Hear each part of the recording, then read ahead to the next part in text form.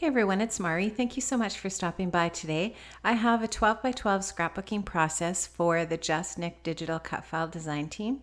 And I'm going to be working with two cut files from the shop today. I'm going to be working with this Fun in the Sun cut file. And you'll see another cut file here come up in a few minutes, and it's from the Sunny Days cut file.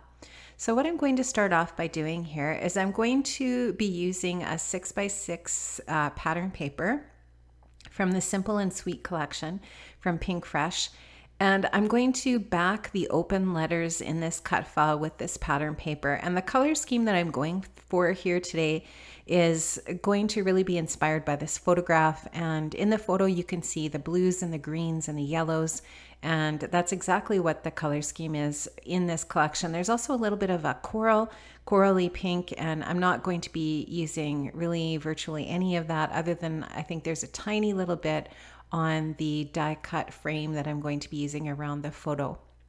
So I just cut this cut file from this textured cardstock, as you can see, in blue, and I've glued that letter down to that pattern paper, and now I'm just going to trim out the excess paper from around the edges of that cut file, and then you can just see that that yellow is going to back the blue paper, and it just looks really nice. I love that color combo. I think it's so pretty and summery and light, and I really like that. I like that on the white background as well. I think it just really pops off of that.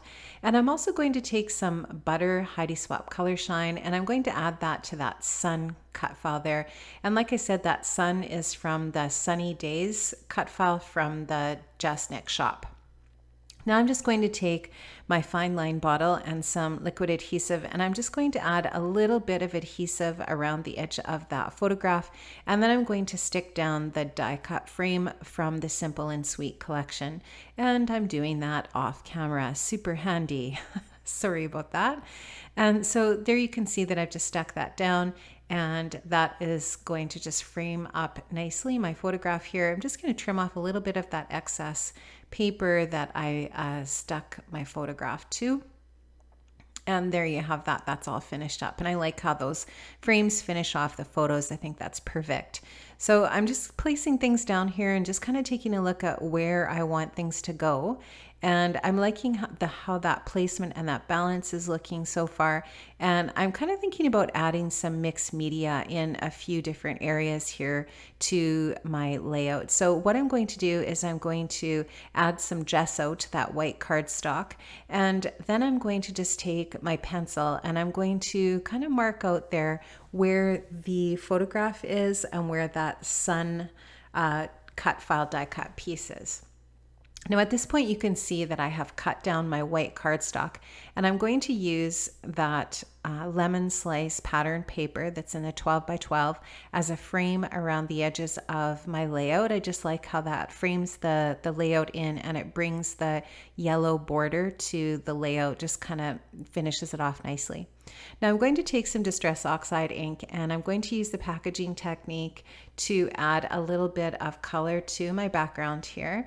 And so all I did was I just took, and I think this is tumbled glass, although I'm hoping that you can see what it says on my Distress Oxide ink container there to the right of my paper. But I've just stamped that down onto my plastic and added some water to it, put that down with the plastic, and now I'm just going to take my water brush and add a little bit of water to that and just kind of spread that out a little bit. Just lift up the paper, let it run a bit. I'm going to dab up some of the excess water here and add a little bit more color back and forth, and just until I'm happy with the size and the shape of that ink area. And I am going to, you'll just see me dabbing up a little bit of the water. I just got a little bit too generous there with the moisture, and I'll just put a tiny little bit more color down there, and then I'll add some splatters. I'll repeat really that exact same process for the area where the photograph is going to go, and I will basically be finished with that mixed media. It was really easy and quick to add that in, and it's a simple way to just add a little bit of color to your background that might match up with, if you have a color photo, the color that you're using in your photograph, or perhaps the colors in the collection that you're using. For me, it was both the photo and the collection that I was trying to match up to. So I have these distress inks swatched out in my craft room. So I just took my swatches and held them up to the pattern paper and the papers in the collection, and just kind of matched it up from there.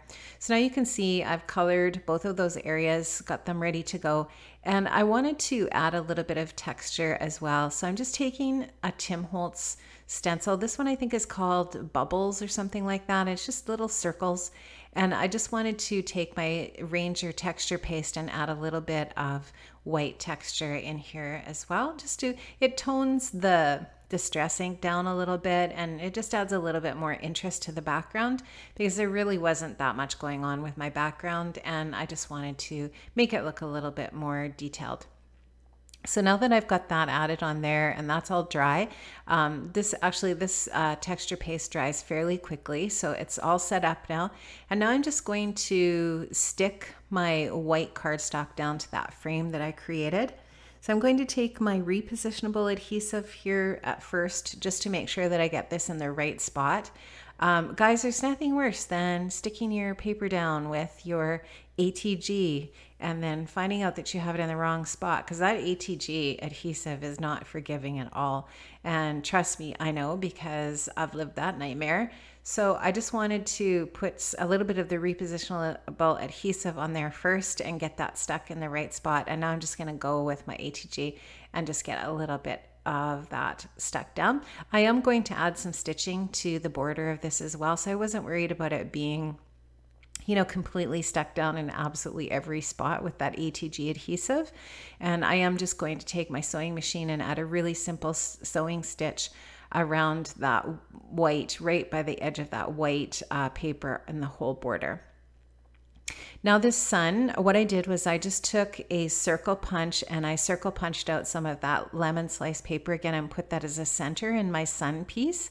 And I'm just going to take my T-square ruler and make sure that I have things on here straight. And I'm going to adhere some craft foam to the back of my sun. And I'm also going to do the same thing for my photograph, just to pop those two pieces up off of the layout a little bit. So I put the craft foam on the back, and then I just added a little bit of liquid adhesive, and I'm going to just set something on top of my sun there here shortly and just give it a little bit of a chance to actually get stuck down there. Now I believe I also added that circle piece onto the sun with a little bit of foam adhesive as well, just to pop that up a little bit too. So you can see there the circle punch that I used to cut out that circle, I'm just using as a little bit of weight on there. Now I've added a couple of things here. You can see that I added another additional title piece above the photo, just using some Pink Fresh Tiny Alphas that it says Sasky, and then that die cut gold piece that says Sunkissed. So there's another kind of subtitle, Sasky Sunkissed, and then the big title, which is the cut file Fun in the Sun at the bottom. And then I just took one of the die cuts from the Pink Fresh collection off to the side there in black, and it's just a little journaling spot there, and I've added some journaling, just journaling about how nice it was to have Jordan home. He ended up being home. He was only supposed to be home for 4 weeks this summer, but just circumstances and things that happened and so on, he ended up being home for 6 weeks instead, which was really great. It was so good to have him home. And we did have a little bit of time together. I mean, he was doing lots of schoolwork while he was home and visiting friends. He went on a camping trip. And then, of course, we had Bailey's wedding and so on. But I did get to spend some quality time with him and lots of really fun little walks and stuff like that. And this picture was taken one day when we were out on a country road for a walk. You can see him in front of the canola field and the beautiful colors of the sky and the foliage and so on. Just finishing up with a couple of enamel dots here, guys, and then there's going to be some still shots. I will leave a link in the description box below for the JustNick Digital Cut File Shop. Make sure you hop over there and check out Nicole's gorgeous cut files. They are awesome, and I absolutely love everything she does over there. So check it out, and have an amazing day, guys, and I'll see you another time here on my channel. Bye-bye.